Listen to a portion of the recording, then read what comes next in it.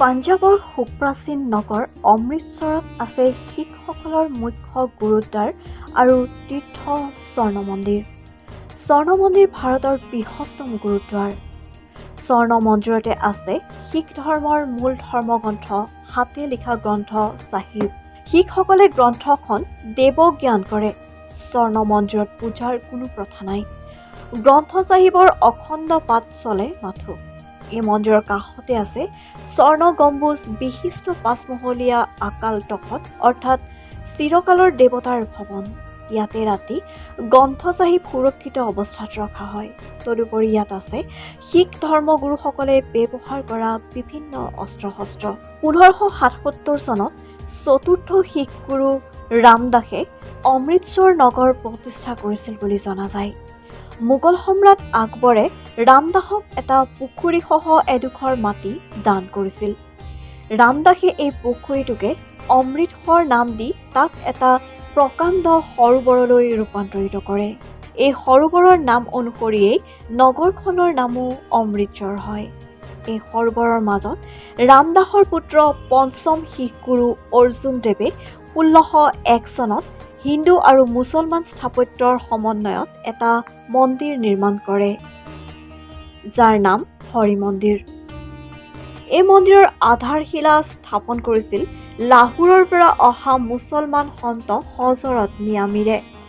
1604 চনত অৰ্জুন দেৱে সংকলিত কৰা শিখসকলৰ ধৰ্মগ্ৰন্থ হাতে লিখা গ্ৰন্থ চাহিব হৰি মন্দিৰত স্থাপন কৰা হয়।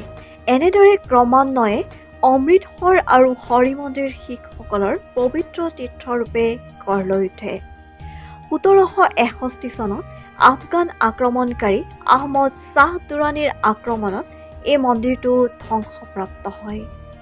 1764 চনত মন্দিৰটো পুনৰ নিৰ্মাণ হয়।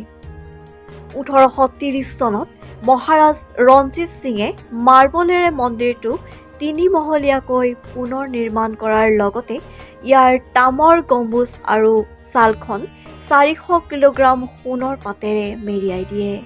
তেতিয়াৰে পৰা এই মন্দিৰটো স্বৰ্ণ মন্দিৰ হিচাপে জনাজাত হয়।